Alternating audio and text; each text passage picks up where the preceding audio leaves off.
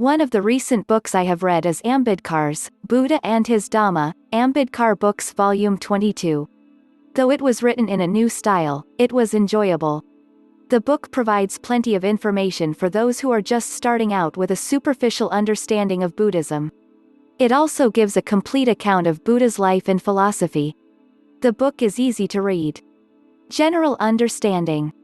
When Buddha was young, we all know that he left the young wife and their child, an infant boy, to go to the forest one fine night to learn the truth. What really happened? This book answers the questions as to why the Buddha undertook parivrajam, asceticism, at the age of 29. There are some fabulous stories that until the 29th year of his life he was not aware of death, disease and old age, and suddenly he leaves the family to forest in search of answers. There is no record of any such incident, Ambedkar says. He then goes on to explain in what context he went to the forest.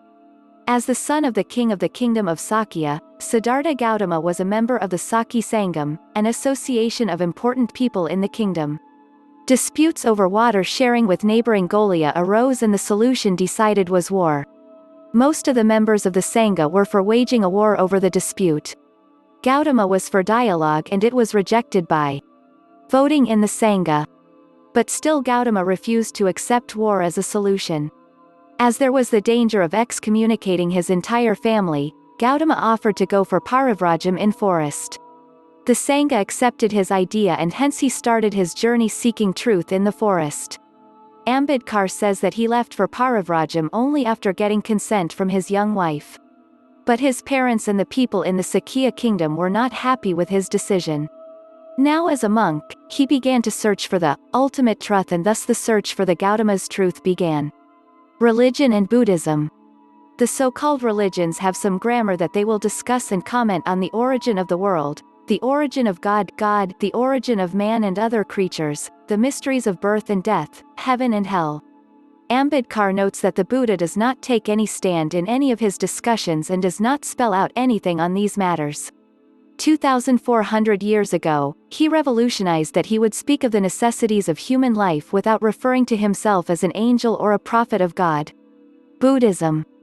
In his quest for truth, Gautama tried all kinds of religious and spiritual paths and was not satisfied with any of them. Ultimately, after 4 weeks of intense fasting, he sees two problems in the world. There is sorrow in this world, and there are solutions to make people happy. Buddha was born. Some of the Buddha's philosophical elements were in tune with Kapila Muni's principles, though he did not accept all his ideas. He accepts that the key features of Kapilars are the need to prove reality, and that rationally there is no basis in the concept of God. The Buddha, who denies the scriptures and Vedas of his time, says that no concept can be conclusive or appropriate for all time, and that it is under review all the time.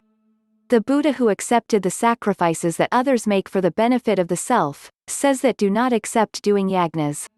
He was fiercely opposed sacrificing animals in the yagnas. The Buddha completely dismisses the notion of Brahmanism as hostile to the way of life. Brahmam, Upanishads. The central theme of the Vedic Upanishads is the Brahmam concept. The Buddha finds no evidence for this. Ambedkar points out that there were 62 philosophical divisions in the Buddha's period that contradicted the Vedic doctrine. The doctrines which the Buddha accepted and rejected. The Buddha regards the mind as the center of all things. So if you know the mind, it means everything is known, so the mind first needs to be purified. True religion is not in the books, but in their adherence to the doctrines of it. The Buddha denied that man was created by God. Many rumors about the soul were all false. He rejected it and avoided associating it with the senses of the body. According to Ambedkar, the Buddha accepts the law of causality with some conditions. He rejects the idea of karma as a new scientific point of view, dismissing the reason for the current events. The doctrine of moksham has been replaced by the nirvana or eternal doctrine. Ambedkar says Buddha presented a new wine in the old bottle. Teachings. Buddha believed in a middle path between sensory indulgence and total abstinence. All the pleasures are subordinate, but it is evil not to fulfill the necessities of life. It is man's duty to keep the body in good condition. His religion is out of tune with God and the soul, incompatible with the afterlife, and it was without ritual practices. The center of his teaching was on the relationship between man and man and man. Its sole purpose is to free man from all sorrow.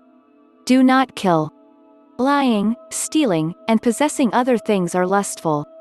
The Buddha says it is against Dhamma. The Buddha says that compassion is essential to humanity and that it is the love of all life. The Buddha says that his goal is to eliminate human suffering. According to Ambedkar, no religious founder ever in world history says this. Buddhism is the only religion in the world to say that the basic purpose of religion is to make people feel happy and eliminate suffering. Monasticism. The Buddha says that it is useless to seek rest and go to the monastery. The Buddha insists on doing a good job by putting himself wholeheartedly in whatever human beings are doing. We see that the Buddha advises to lead the life of this world in contrast to the general understanding that Buddhism insists on asceticism. Other religions and Buddhism. In Christianity, Jesus Christ was the messenger of God and the messenger of Islam was Muhammad. If followers don't believe this, salvation is not possible. The Buddha did not impose any such conditions. He claimed that he was a commoner. He did not give any condition to attain nirvana. Following of Dhamma alone is important in Buddhism. Unlike other religions, Buddhism is a social philosophy, says Ambedkar. Poverty and Buddhism. Buddha does not say that the poor are blessed like Christ does. A prosperous life is welcome for all. He also teaches that diligent action is required. One should not become a slave to infinite greed. God doctrine and Buddhism. Buddha does not accept that God is reason for all the orderliness of the universe and it fixes the Kama Niyama as the reason for it. So this Kama Niyama concept takes the place of God in Buddhism.